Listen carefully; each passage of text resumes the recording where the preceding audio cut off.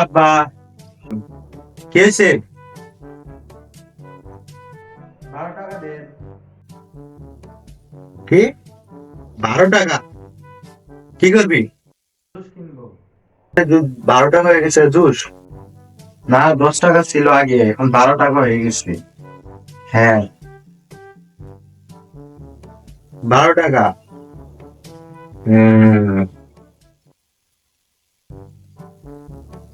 Special 12 টাকা। আচ্ছা, দেন।